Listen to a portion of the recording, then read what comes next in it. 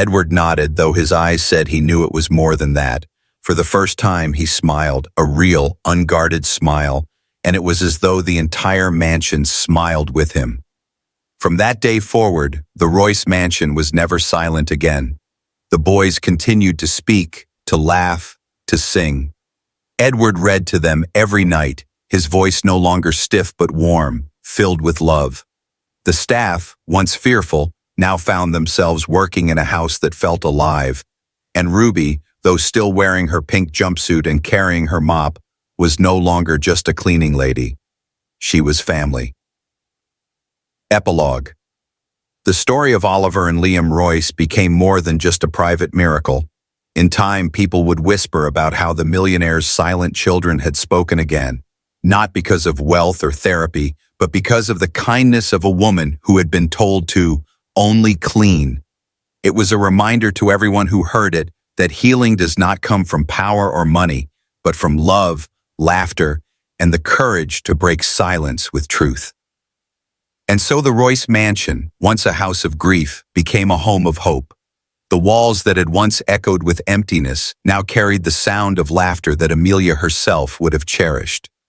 Edward, humbled and transformed, no longer hid from his children or his heart. And Ruby Gonzalez, the woman who came with a mop and a smile, remained by their side, proof that sometimes the smallest acts of warmth can rewrite the story of an entire family. Ruby blinked, her breath catching. The boys had barely spoken sentences, and now they wanted to sing? It was bold, it was terrifying, and it was the bravest thing she had ever heard. She nodded slowly, fighting the tears that pressed at her eyes. Then we'll practice together, and when you're ready, you'll give him the greatest gift he's ever received. For the next few days, Ruby carved out moments in secret to practice with them. She taught them a simple melody, nothing fancy, just a lullaby she remembered from her own childhood. At first, their voices were shaky, uneven, but day by day they grew stronger, braver, more certain. The mansion, once a place of silence, now echoed with the soft, halting sound of children singing in hidden corners. Edward noticed something was happening, though he did not know what. He would hear faint notes drifting from behind closed doors, hushed giggles as the boys tried to memorize words. The scrape of chairs moved quietly into position.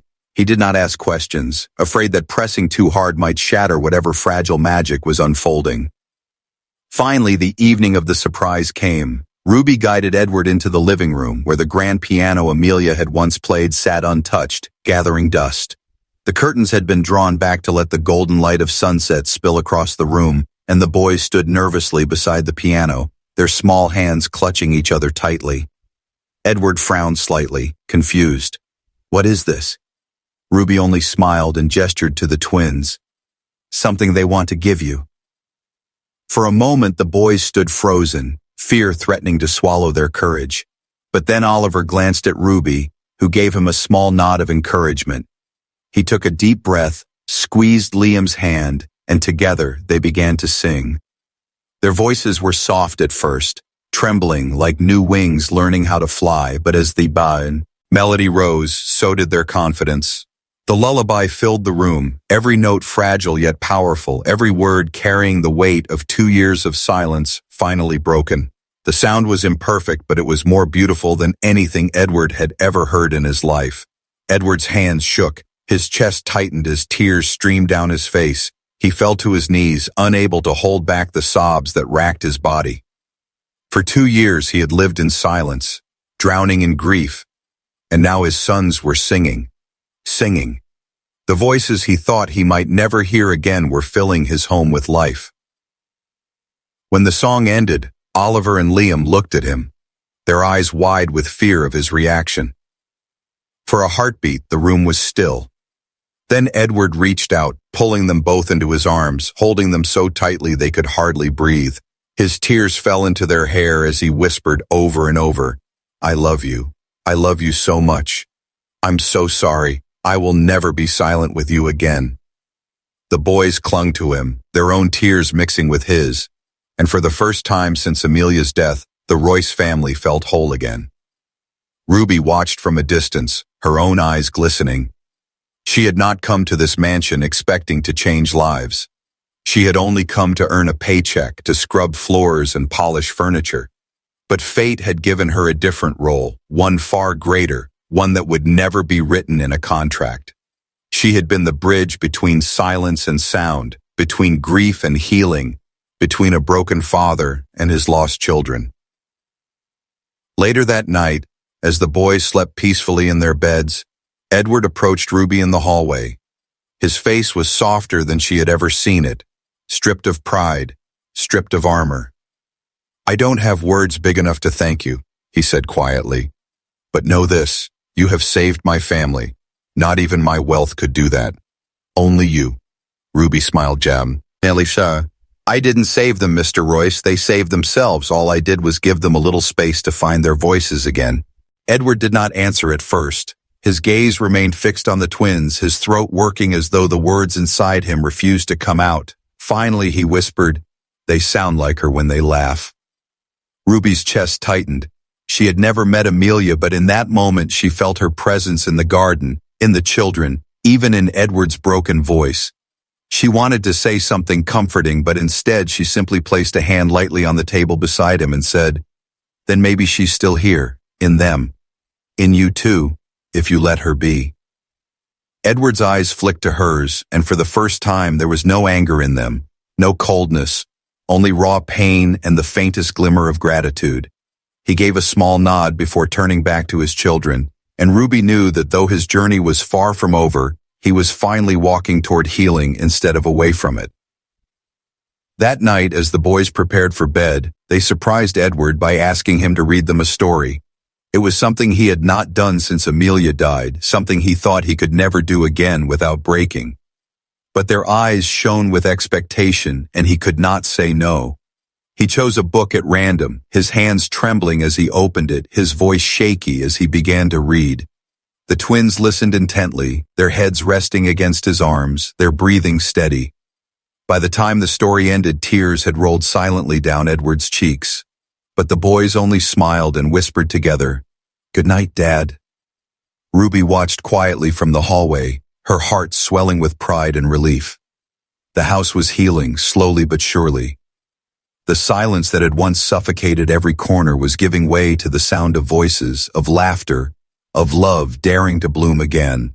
And though Edward still struggled to find the courage to fully open his heart, Ruby knew that moment was coming. The wall was no longer unbreakable. It was crumbling piece by piece, and soon it would fall completely. The new beginning. The Royce mansion had lived through many seasons of silence.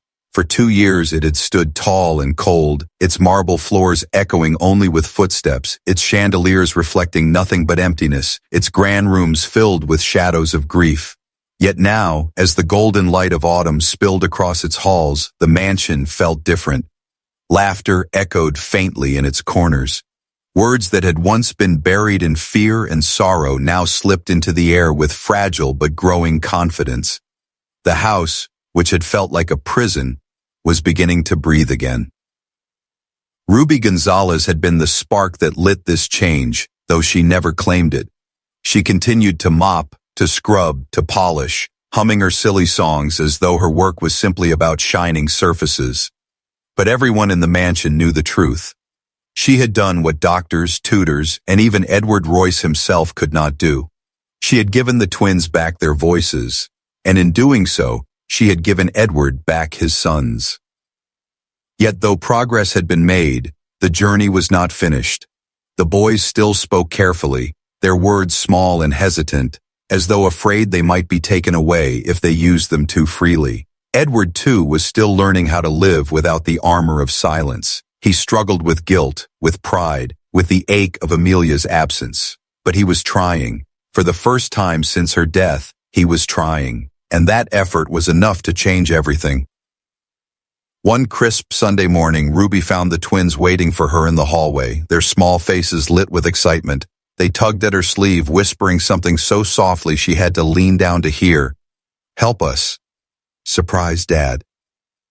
Ruby's heart swelled. She knelt beside them, brushing a curl from Liam's forehead. "What kind of surprise?" she asked, her voice gentle. Oliver leaned closer, his eyes wide with determination. "We want to sing." But Edward was not a man who could change overnight. His habits of control and his fear of loss clung to him tightly. He wanted to join them, to laugh with his sons, to thank Ruby for giving him back what money and doctors had failed to restore. Yet every time he stepped too close, doubt wrapped around him like chains. What if their laughter was fragile? What if he broke them again? What if he let himself love freely only to lose it all a second time? His grief whispered cruelly in his ear, "Don't risk it. Don't hope too much." Ruby, however, noticed his hesitation. She had grown up in a world where people often wore masks of pride to hide their wounds, and she recognized the same mask on Edward's face. She knew he was afraid, not of her, not of the twins, but of his own heart. And so she worked carefully, gently, never forcing him, never shaming him, but slowly drawing him closer to the warmth he had denied himself for too long. One evening, as Ruby polished the dining room table, she deliberately hummed a tune from a children's song. The twins, who had been playing nearby, began to hum along softly, their voices shy but eager. Edward entered the room at that moment, pausing in the doorway. He froze, uncertain, watching his son's lips moving in rhythm with Ruby's song. Ruby saw him and, without missing a beat, smiled and continued humming, then stepped back slightly, as though inviting him to take her place. For a long moment, Edward hesitated. His pride screamed at him to leave, to retreat back into the safety of silence. But his son's eyes found his, wide and waiting, and for the first time, Edward's heart overpowered his fear. He cleared his throat awkwardly and joined the humming, his deep voice rough from disuse. The twins stared in shock at first, then burst into smiles so wide that Edward's breath caught. The three of them hummed together until the song ended, and when it did, Oliver whispered, "Dad, you're funny." The words nearly broke Edward. He turned his face slightly to hide the tears forming in his eyes, but Ruby saw them, and in that moment she knew the healing had begun not only for the twins, but for their father as well. Days passed and the change became more visible.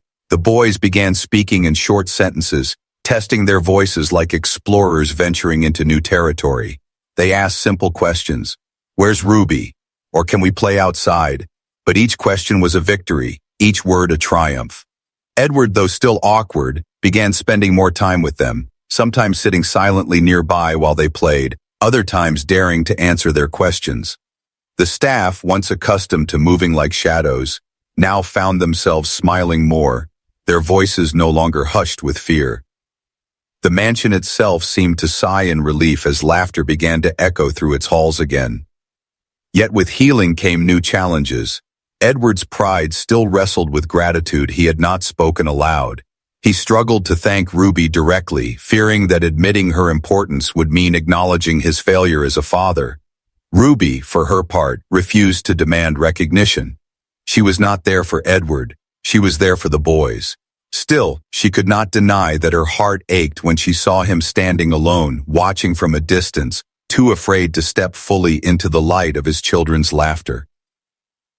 One afternoon, Ruby found him in the garden, staring at the flowers Amelia had once planted. The roses were blooming, their fragrance rich in the summer air. Edward's face was tight with grief, but his eyes softened when he saw Oliver and Liam chasing butterflies nearby. Ruby approached quietly, wiping her hands on her jumpsuit, unsure whether to speak. "They're strong, you know," she said gently. "Stronger than they look. Chill. Dren always are." At that very moment, the office door creaked. Both turned sharply to see Oliver and Liam standing in the doorway, their small faces pale with fear, but their eyes burning with something stronger. They had heard everything. For a heartbeat, the world held its breath. Then Oliver stepped forward, clutching Liam's hand tightly.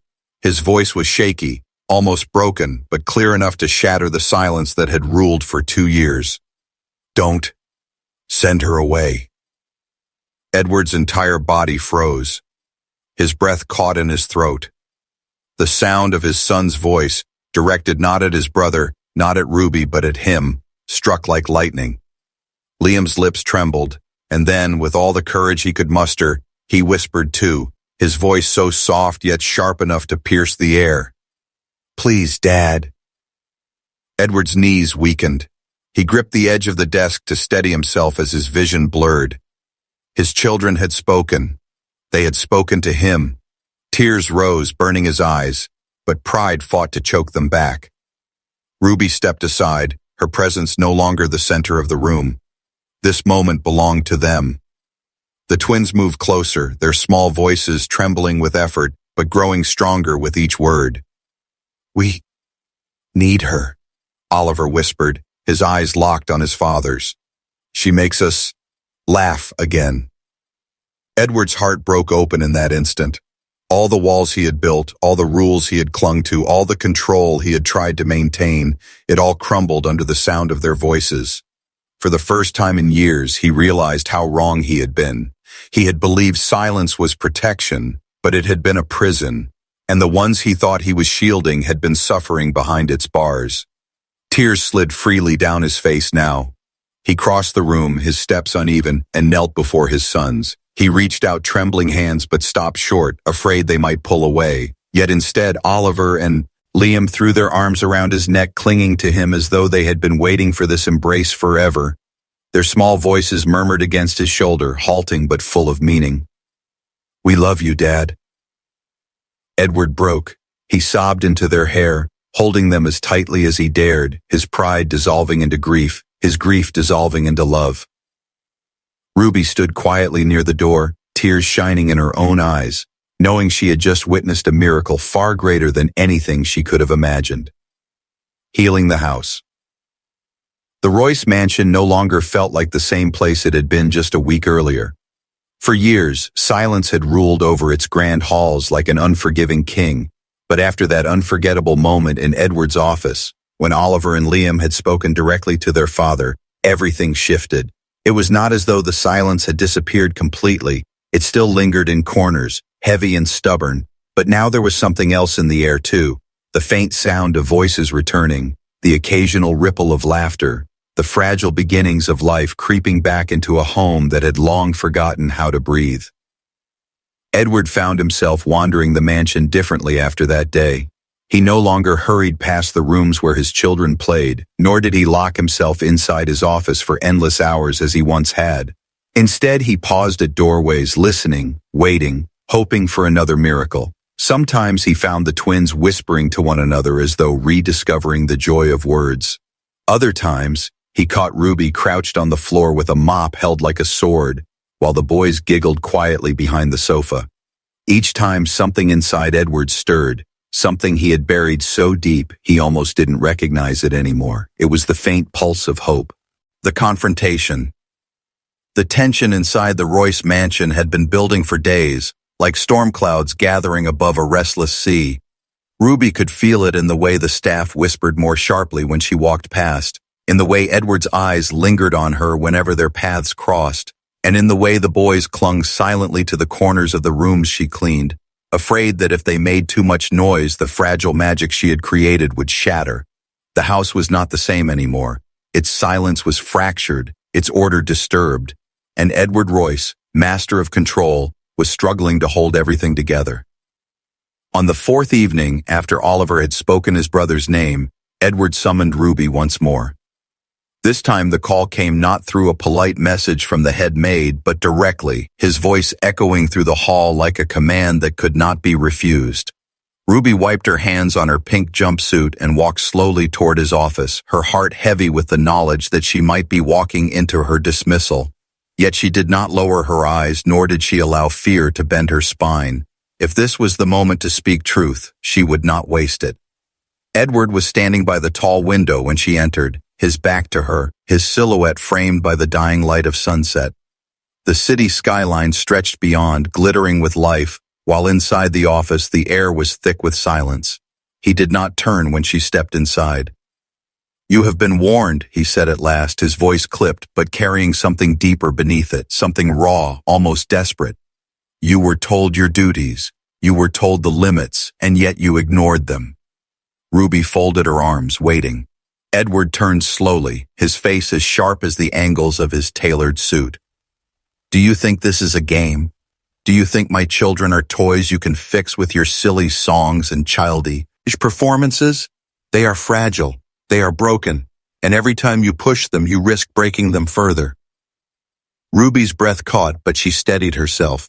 With respect, Mr. Royce, they are not broken. They are hurting, yes, but they are not glass. They are children, children who need more than silence and rules.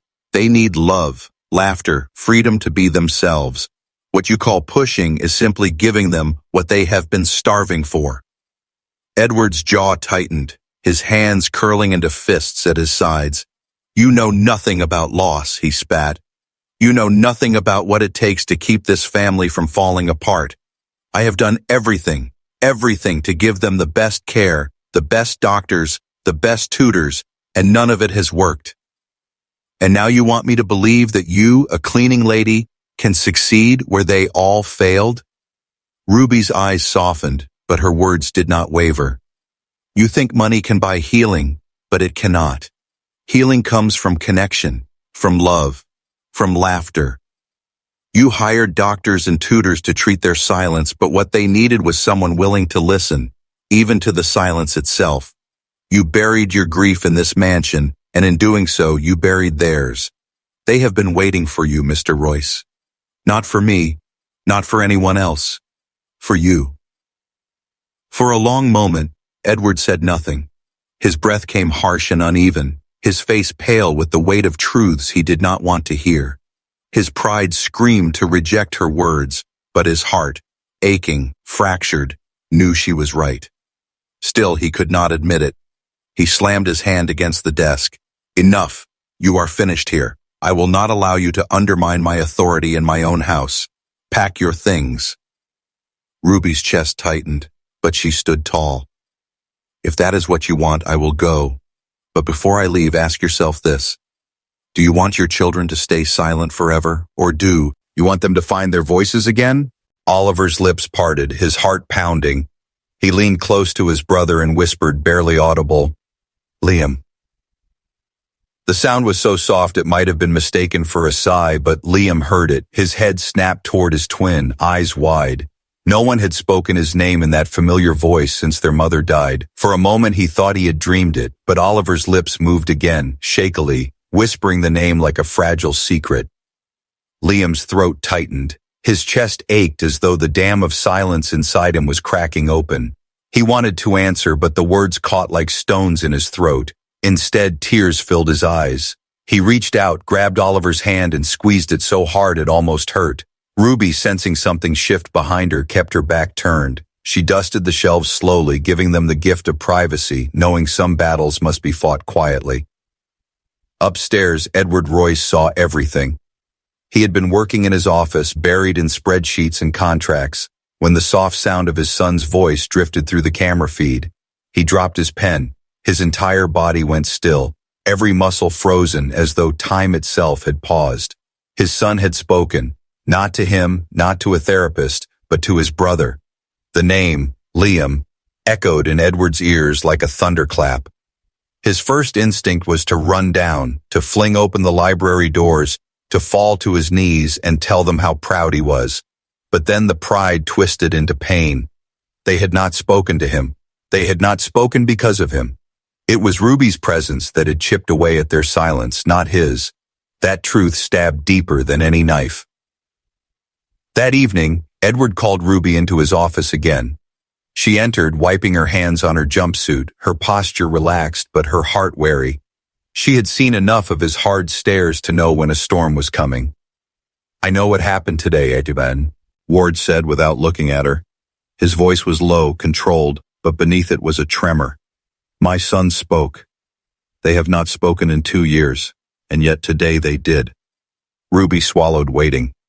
Do you understand what this means? He demanded, his eyes finally snapping to hers. Do you understand how dangerous this is? You are undoing the structure of this house. I built rules for a reason. I kept distance for a reason. You cannot just come in here, spin around with your mop, and... Ruby raised her chin. And what, sir? Accidentally give them back what everyone else failed to? The words hung in the air like a challenge. Edward's jaw tightened, his fist clenching on the desk. He wanted to lash out, to remind her of her place, but her gaze was unflinching. She wasn't mocking him, and she wasn't disrespecting him. She was simply telling the truth, and Edward had no defense against truth. You are crossing boundaries, he said coldly. I should fire you right now. You could, Ruby replied softly. But ask yourself this. If you send me away, what happens to them? They are beginning to heal. Do you really want to lock them back in silence?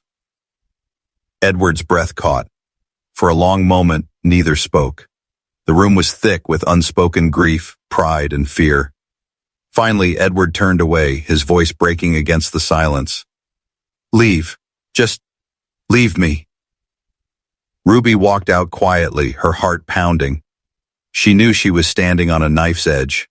One wrong step and she would lose her job. But she also knew the twins needed her and she would not abandon them. That night, Oliver and Liam whispered to each other again. Only names, only small sounds, but it was enough. They lay side by side, clutching hands, their whispers weaving through the darkness like fragile threads of hope. Edward stood outside their door, his hand against the wood, listening to the sound of their voice. Tears slid down his face silently, unseen, as he realized the wall he had built around his grief was crumbling, and his children were the ones tearing it down. For a moment, Ruby felt the urge to shrink, to apologize, to promise she would stop. But then she remembered Oliver's tiny voice, the fragile courage it had taken for that single word to leave his lips. She thought of Liam's wide eyes, the way the laughter had spilled out like sunlight through clouds, and she straightened her back. With respect, Mr. Royce, she said quietly, your son spoke because he felt safe.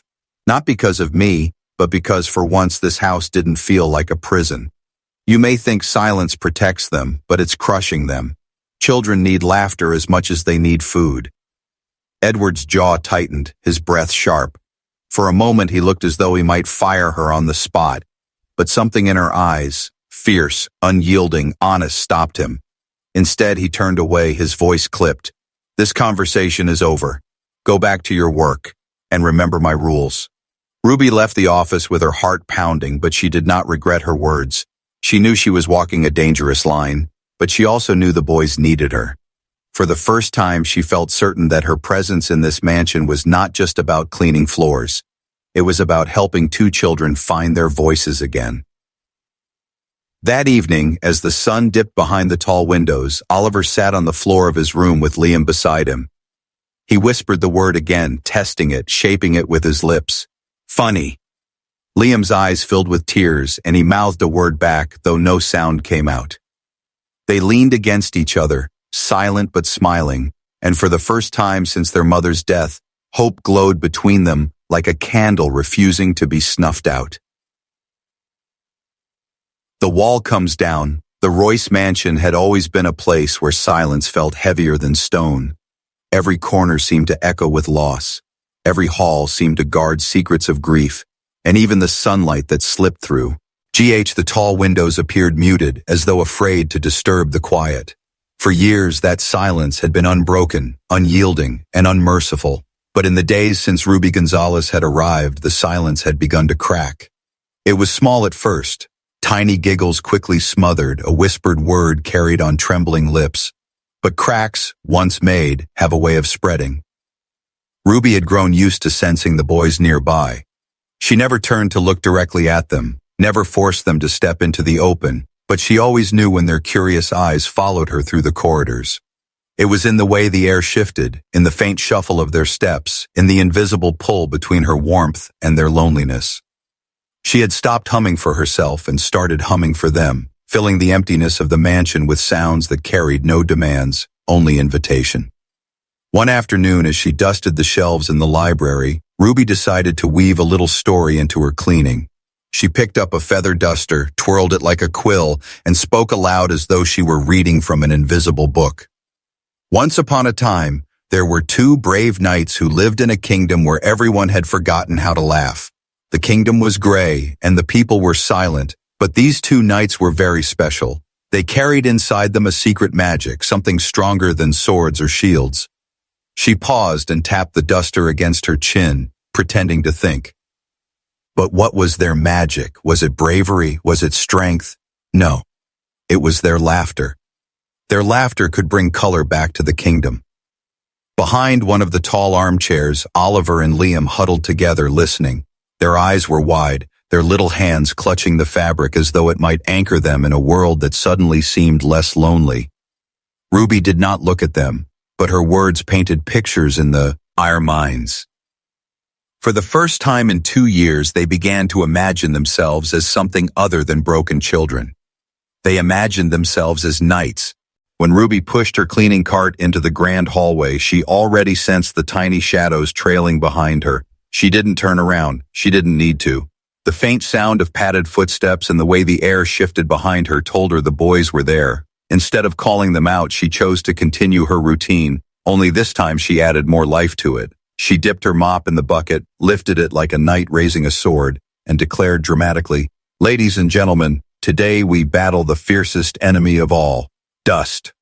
She marched across the floor as if she were leading soldiers, stomping her feet and humming a tune that sounded suspiciously like a trumpet fanfare. When she pretended to slip on an invisible banana peel and landed on her knees with her arms spread wide, she heard it again, that tiny sound, a soft laugh, stifled but unmistakable. It was Liam this time. His giggle bubbled out before he could stop it, and Oliver nudged him quickly, his eyes wide with alarm. But Ruby acted as though nothing had happened. She picked herself up, dusted off her knees, and whispered to the marble bust, "Don't laugh too hard, Mr. Statue, or your nose will fall off." What happened next was not just laughter. It was a word, a real spoken word that had not been heard from Oliver's lips since the funeral. He pressed his small hand against his chest and whispered so faintly that even Liam almost missed it. "Funny." The sound froze the air around them. Liam's eyes widened, his toy car slipping from his fingers. Ruby's heart skipped a beat, but she did not dare turn around. She knew that if she reacted too strongly, the fragile miracle might retreat back into silence. Instead, she kept her back to them and answered softly, as though speaking only to herself. "Yes. Sometimes the world can be funny, even when it tries not to be." Oliver blinked, his lips trembling. He hadn't meant to speak, and yet the word had slipped out like a secret that no longer wanted to be hidden. Liam stared at him in awe, as if he had just witnessed a spell being broken. For 2 years their silence had been an unmovable wall, and now a tiny crack had appeared. But upstairs, Edward Royce had also heard it. He had been watching on the cameras as he always did, and when the word funny floated through the speakers, his hands began to tremble. For a long moment he could not breathe. He replayed the clip again and again, unable to believe his ears. His son, his silent, broken son, had spoken. And it wasn't with a doctor or a therapist, or even with him. It was with her, the cleaning lady he had warned not to interfere. Edward slammed his laptop shut and stood, pacing the room like a caged lion. His heart wanted to race down the stairs, scoop Oliver into his arms, and thank Ruby for achieving what no professional had managed. But his pride, his grief, and his fear twisted together into anger. If he admitted Ruby had helped, it would mean accepting that he had failed. If he let her continue, it would mean risking his control of the house. He was not ready to face either truth. Later that morning, he summoned Ruby to his office. She entered with her usual nervous energy, clutching her cleaning rag as though it were a talisman. Edward stood behind his desk, his expression carved in stone. "I saw what happened today," he said, his voice low and clipped. Ruby hesitated. "Saw what, sir?" "My son spoke." The words cracked slightly as they left his mouth. "After 2 years of silence, he said a word. And it happened while you were performing your little circus in my hallway." Ruby's eyes softened, but she kept her tone steady. "That wasn't a circus, sir. That was just me being myself." "You were warned," Edward snapped. His fist tightened against the dough. "You were told to keep your distance, to clean, nothing more. Do you think I pay you to play games, to interfere where you have no place?" He froze. His chest tightened. He wanted to run down the stairs, to burst into the hall and hold them both. But another part of him held him back. It wasn't him who had drawn out that laughter. It wasn't his presence that had brought it back. It was her, the cleaning lady he had told not to interfere. For Edward, this realization felt like both relief and a wound. He wanted his children to heal, but why couldn't it be him? Why had a stranger managed in 2 days what he had failed to do in 2 years? Meanwhile, Ruby leaned against the mop, pretending she hadn't heard.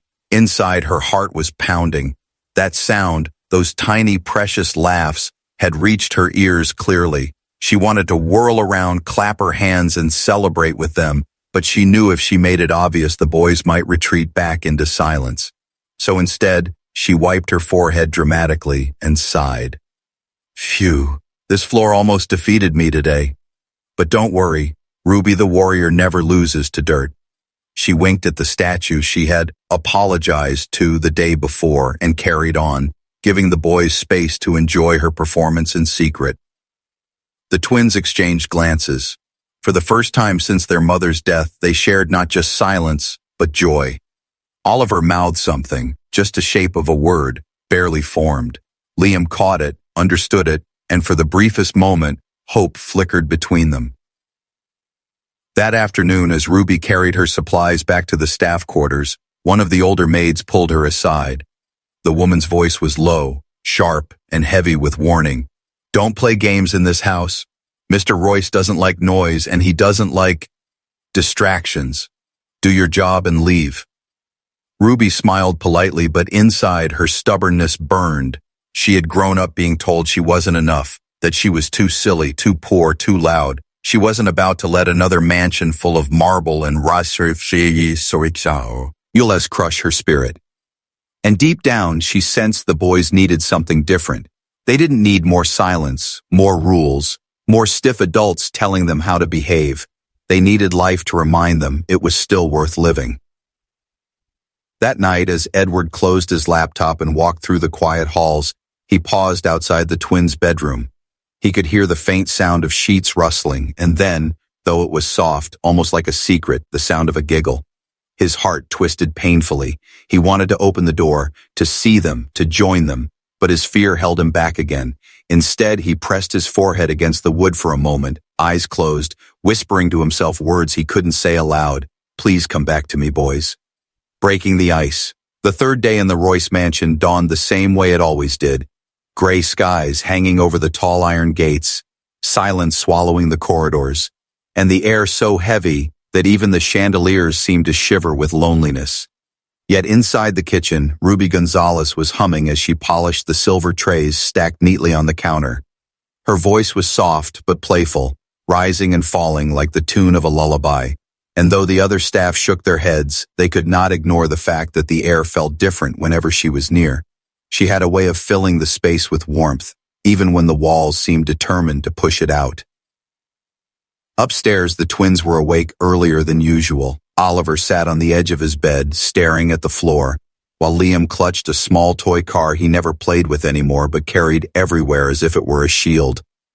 They hadn't spoken a single word in nearly 2 years, yet their silence was not empty. It was heavy, full of unspoken fears, memories, and grief. They communicated in glances, small gestures, and the unbreakable bond that twins shared. But that morning, something restless stirred in them. They wanted to follow Ruby again. Ruby, however, entered the mansion as if she were stepping onto a stage. She carried her mop and bucket with an energy that seemed misplaced in a house this heavy. Her pink jumpsuit was brighter than any flower in the carefully groomed gardens, and her sneakers squeaked against the polished floor as if announcing her arrival. The staff had already rolled their eyes. She was too loud, too playful, too careless in a place where silence was worshipped. But Ruby didn't seem to notice their disapproval, or maybe she just refused to care. The truth was, Ruby had learned long ago that the world would always find reasons to laugh at her or dismiss her. Growing up, she was the kid who turned broken brooms into microphones and sang to her siblings when there was no food in the house. Life had taught her one lesson that she refused to forget. If you stop laughing, you stop living. And so, even here, inside a mansion where laughter had been exiled, Ruby carried her sunshine like a shield.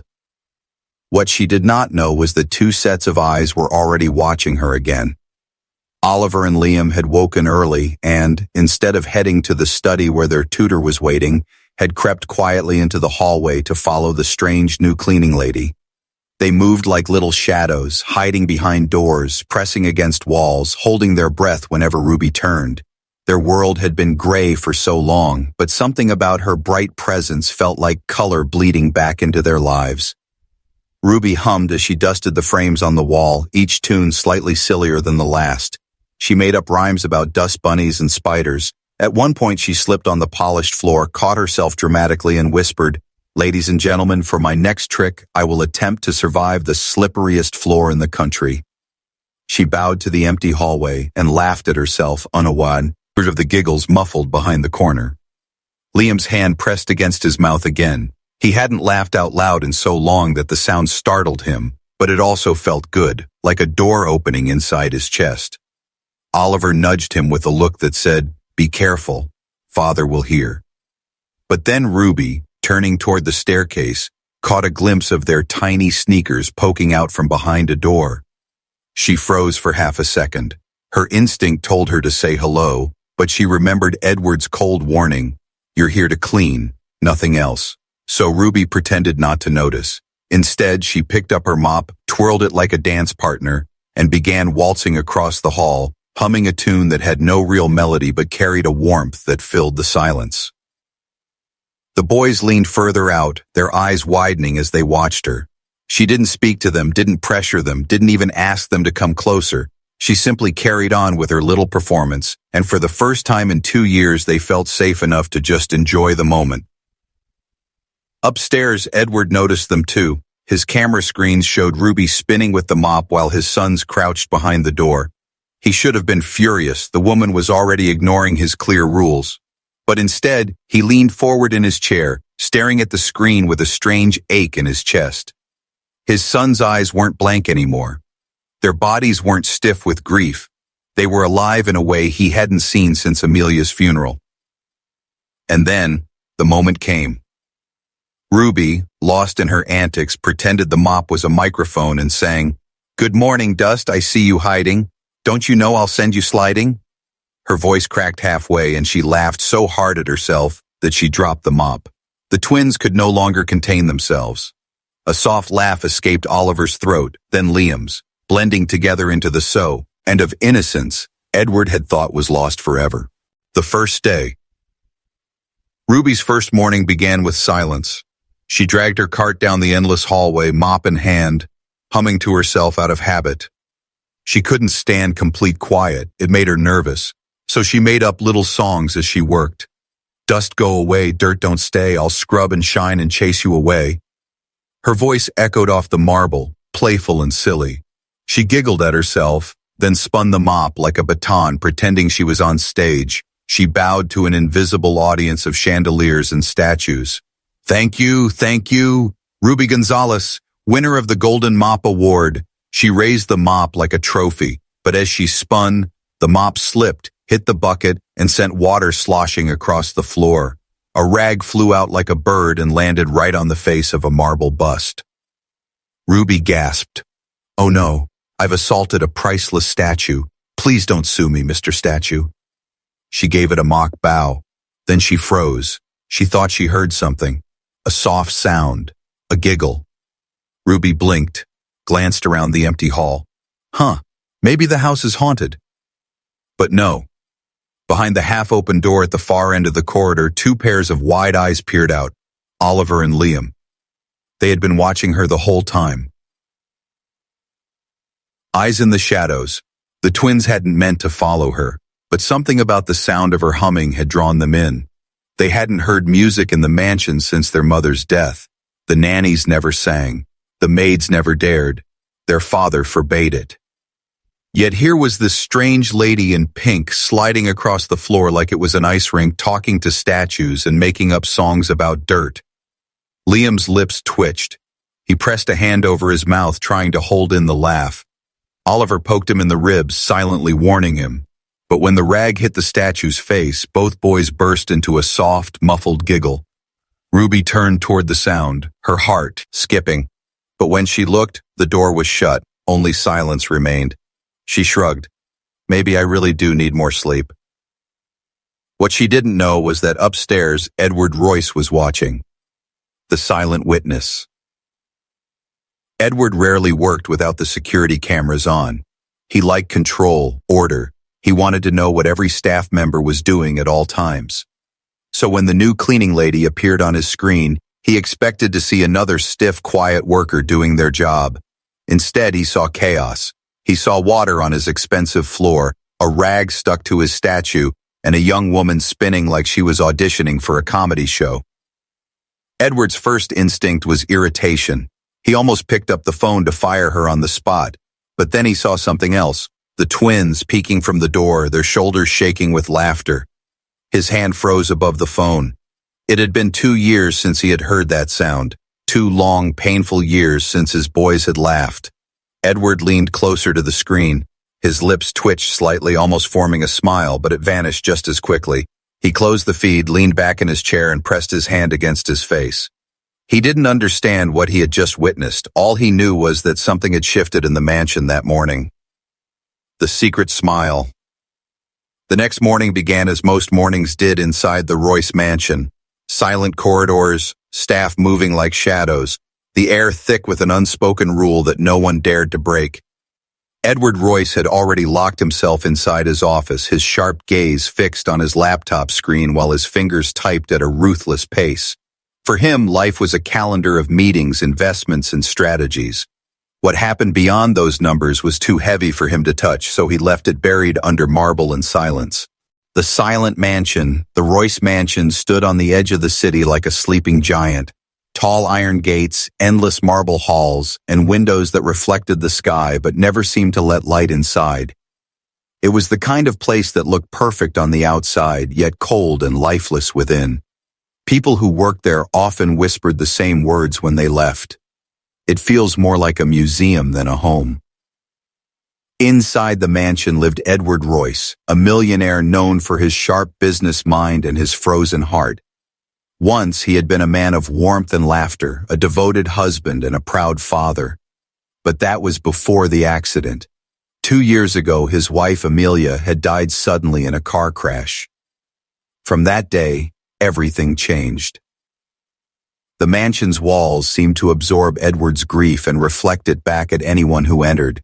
Staff came and went, unable to handle his cold instructions and impossible standards. He spoke little, smiled less, and poured all his energy into his empire. But the ones who suffered most were his children, his 6-year-old twins, Oliver and Liam. They had once been lively, curious boys, always asking questions, always giggling in corners, and forever climbing the furniture in ways that gave their mother heart attacks. But since Amelia's death, they had stopped speaking. Not a word, not even to each other. Doctors called it selective mutism born from trauma. Therapists tried to help but failed. Speech specialists, tutors, nannies, all came, tried, and left defeated. Edward provided the best money could buy, but still, the boys remained silent. He grew frustrated. He blamed the doctors, the teachers, and eventually, himself. Soon, his frustration turned into distance. He rarely spoke to the boys anymore, thinking perhaps silence was easier than constant disappointment. The mansion became a prison of quiet, only the sounds of cleaning staff, a ticking of antique clocks, and the faint hum of Edward's office computer could be heard. A new arrival. On a Monday morning that seemed no different from any other, a small figure stood nervously at the gate. Ruby Gonzalez, 27 years old, clutched the strap of her second-hand backpack and stared up at the mansion in awe. She had never been inside a place so big, so polished, so intimidating. Ruby wasn't like the other staff Edward usually hired. Most wore stiff black uniforms, spoke in crisp tones, and never smiled. Ruby was different. She wore a bright pink jumpsuit she had bought at a discount store. Her curly black hair was tied up messily with a scrunchie that sparkled. Her sneakers squeaked when she shifted nervously, and her eyes carried both exhaustion and determination. Ruby had been raised in a poor neighborhood by a mother who worked 3 jobs to feed her children. She had dreamed of finishing college, of becoming a teacher one day, but life had forced her onto another path. She cleaned houses to survive. And though most people looked down on cleaning work, Ruby brought something unusual to it: energy, humor, and creativity. To her, a mop wasn't just a tool. It could be a microphone, a dance partner, or even a sword when the floor was her battlefield. Cleaning wasn't glamorous, but Ruby made it her art. The mansion staff stared at her when she entered. Some chuckled quietly at her outfit. Others shook their heads. "She won't last a week," whispered one maid to another. When Edward Royce interviewed her briefly, he barely looked at her. His words were clipped, his tone final. "You're hired, but you must not get involved with my children beyond what's necessary. Your job here is to clean, nothing else." Ruby had nodded quickly. Work was work, but deep inside she felt something heavy in his warning. It wasn't just about rules. It was about fear. She could see it in his eyes even though he tried to hide it.